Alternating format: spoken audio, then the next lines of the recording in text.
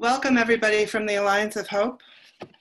I want to introduce Ronnie Walker, the recipient of the Survivor of Suicide Loss Award.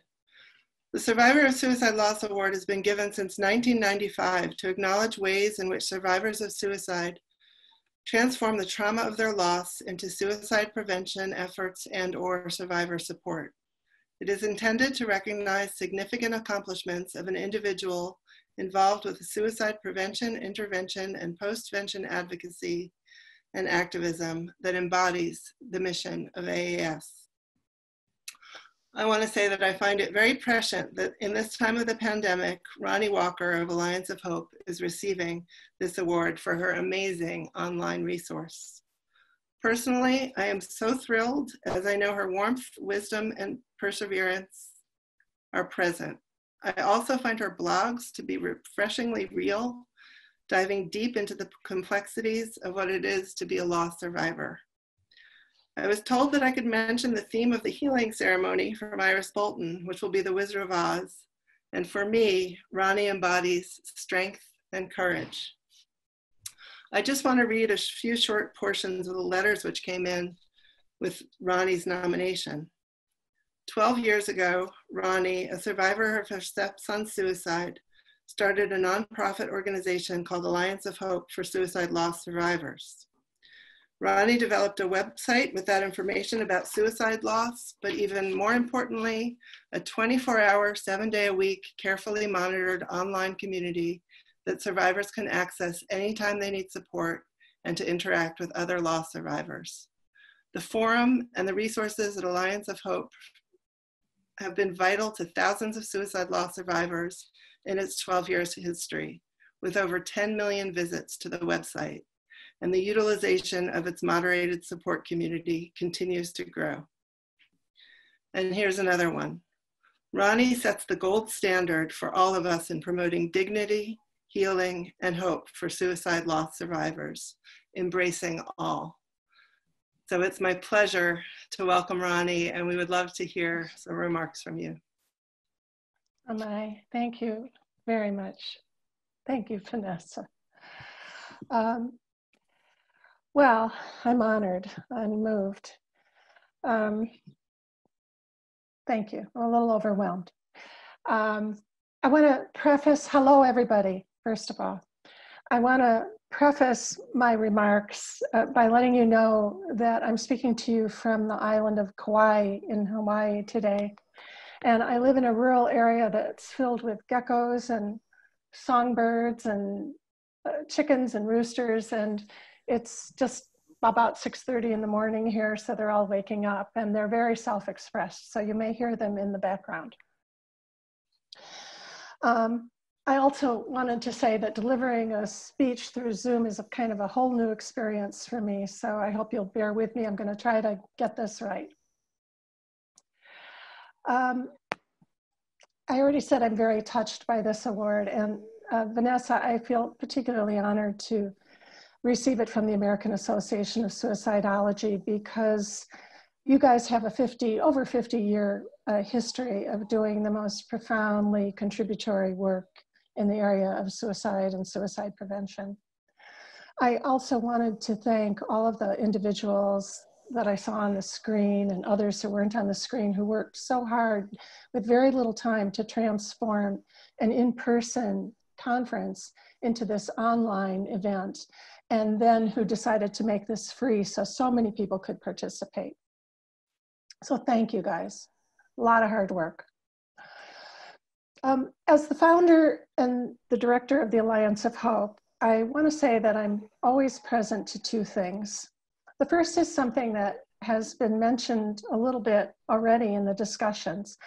I've had the benefit of being able to stand on the shoulders of all the people who came before me. They were there when I was new in my grief, and really they're the pioneers who they broke through centuries of stigma and misunderstanding and ignorance about suicide loss. So what we have available today really is the work of so many people who came before and really who continue to participate.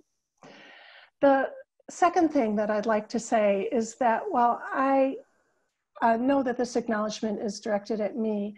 The Alliance of Hope is really the result of the collective intention of thousands of loss survivors. You may be one of them. And people have volunteered their time, their resources, their expertise to sustain the organization and to help it grow over the last 13 years. There's just been an amazing outpouring of support. Prior to today, I gave a great deal of thought to what I could say that might be of value to you today.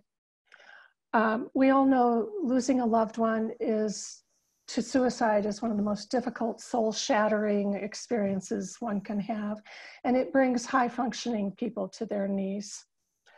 Over and over again, I've heard so many people say that until they experience the pain of this kind of loss, they never knew such pain existed.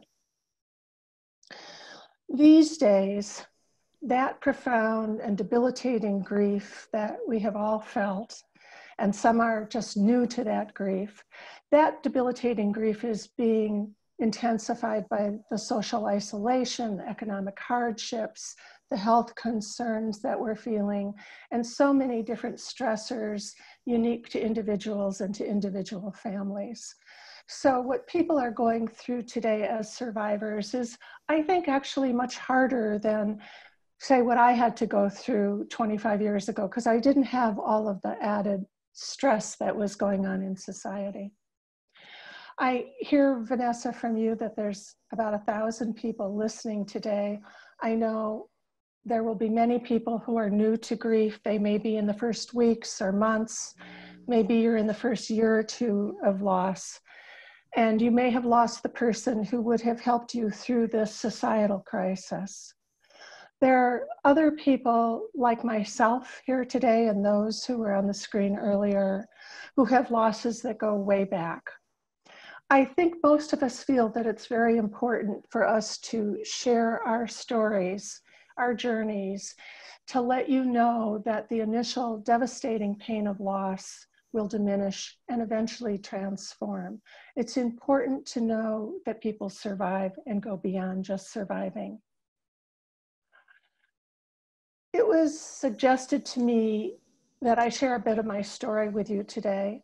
And I'm going to do that knowing that it might be useful to the extent that my journey reflects the archetypal human journey of loss and struggle and healing and growth. And I really hope that my sharing will provide a bit of encouragement for someone listening today. I believe that one of the most important concepts, and I know I'm not alone in this, is the concept or the context of journey. It's the concept of the grief journey. I've often written that when someone dies by suicide, the lost survivors are catapulted onto a journey not of their own choice, a challenging journey. And I see the last 25 years of my life to this point today as a journey. I'd like to tell you a little bit about my stepson, Chan, who ended his life 25 years ago. His name was Channing Werner Stoll, and we called him Chan. He was brilliant. He was well-liked. He was successful in school and in sports. He was loved by his family unconditionally. And when he was 16 years old, he developed bipolar disorder. In his case, it was a devastating disease which robbed him of his ability to see clearly, to see life clearly. He suffered from delusions and suicidal ideation, and he fought all of it really valiantly for 5 years until at the age of 21, he ended his life. He fell into a deep depression. And that, of course, was a devastating loss. Like every single one of you watching today, I remember exactly where I was when I learned he had died. It was August 4th, 1995, 5 p.m., and I stood at the top of our basement stairs, the phone in hand, and I listened to my husband speak to me, but I couldn't absorb what he was saying. He had to repeat it over and over and over again. And when I found out that Chan had died, when I understood it, I began to shake. And that shaking continued all night long. By the next morning, I had lost 5 pounds. Back then, my emotions were very unpredictable, as they are for most new survivors. I was plagued with anxiety and guilt and despair. They were my constant companions. I couldn't focus on work. My 10-year marriage began to falter, and then 5 months after Chan died, it failed. I was a clinical mental health counselor at the time, but there was nothing in my traditional training or work experience that gave me a better understanding of what I was going through or allowed me more strength in what I was going through. I was just going through it. In the years that followed Chan's death, I began to move forward. And if you're new in grief, I want to promise you, you will too. Healing came little by little. At some point, about 5 years later, I began to feel an interest or a calling. It was a calling to help other people who were experiencing traumatic loss. And I believe that most people experience something similar to what I did at some point in their healing journey. It can show up like a very subtle growing interest or a yearning to participate with the world in some way that makes a meaningful difference. I began at that time as a volunteer for the Red Cross, and eventually I went on to work as a counselor for the Catholic Charities Suicide Loss Support Program in Chicago. Back then, as I was working with loss survivors, I felt frustrated that there was not much online. It was a very different world for loss survivors. And I wanted to be able to refer people to something. There wasn't something I liked, so I sat down and I created a website. It was perhaps arrogant of me to think that I could do it because I had no experience in creating websites. And I'm grateful to the customer service people in the Philippines that worked for the web company that were on the phone with me day after day after day.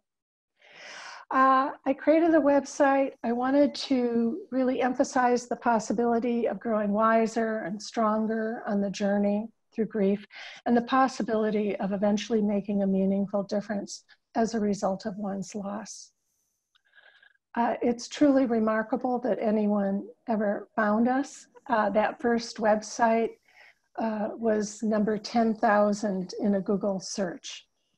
And yet survivors did find us. This was in 2008. They came first in a trickle and then in a steady stream. Today, our website, our forum rather, hosts just under 18,000 loss survivors, and we have an average of 10 new loss survivors joining every day. So that's just a little bit of my story and a little bit about the Alliance of Hope. And having told you the origins of the Alliance of Hope, I'd like to return to what I said earlier. And that's that my story or my journey is really most valuable when it's seen from the perspective of the archetypal human story of loss and renewal. So rather than focusing on the content of my story, look at the themes. I encourage you to look at the themes. I suggest to you that those themes may be at play right now, both in the specific suicide loss that you've experienced in the journey that you're on, and also in the upheaval that we're all experiencing now due to the coronavirus. In my story, a tragic event occurred and life as I knew it altered. I was catapulted onto unknown territory and a very challenging path. The early days were very dark, and it was all I could do to put one foot in front of another. At one point, I lived 2 hours at a time. Living a day at a time was too much for me. I could not feel touched or moved or inspired by anything. And at one point, I actually wondered, it was so unfamiliar to me to feel that way. I wondered if my soul had died. In my story, and in most everyone's story, as in most everyone's story, I eventually began to emerge from the darkness, I found myself not only in the new normal, which we often talk about, but I also found myself a little bit stronger and a little bit wiser about life. And then, like tens of thousands of other loss survivors who've traveled this journey, I wanted to use what I had been through to make a difference for other people. I would like to encourage you today, if you're in a very dark place, some of you I know are, to reach out for hope by connecting with someone else who has gone through a loss similar to yours and gone beyond that loss. Reach out for the hope that will exist in your conversations with them. With time and with grief work, the initial devastating pain does diminish, and eventually it transforms. It allows for more and more moments of peace. As the weeks and the months turn into years, you never will stop loving the person who's died. You may never stop missing them, but you will grow stronger and wiser, and quite possibly you'll feel a call to make a difference in some meaningful way as a result of what you've gone through. Now, you might want to do something in the realm of suicide prevention or suicide postvention, suicide aftercare, grief support, but you don't have to. And you may feel called to do something in memory or in honor of your loved one, but it doesn't have to be that either. You may feel called to bake bread or to build a playground or to teach yoga or raise bees. Each of us is an expression of the eternal. We each bring some very special contribution to the buffet of life. There is no need to rush any of this. Be wherever you are, and there's no need to worry about whether a calling will come. It usually does. Post-traumatic growth, as they call it these days, is part of the journey. In closing, I'd like to invite you, particularly at this time when so many of our normal activities are off limits, to check out the Alliance of Hope website. You can read more about the survivor journey there, and also take a look at our forum, if you feel so inclined. It offers information and hope and a break from the social isolation. The community on our forum is very, very diverse, but the things that normally divide people, like religion or politics, socioeconomic status, those things fall away, and people are simply united by what it means to be a human being to lose someone to suicide. With that, I want to thank you again for this award. I'm truly moved by it. I'd like to wish everyone here today on screen and everyone listening in health and healing for both you and all of your families and loved ones in the days ahead. Thank you so very much for this award. Thank you. Thank you so much, Ronnie. And if we were in a room all together, there would be thunderous applause and a standing ovation for all that you have done. I also want to mention, she didn't mention it, she's been training funeral directors on how to lead a good memorial after a suicide. So thank you, Ronnie, from the bottom of our hearts. Incredible achievements. Be proud.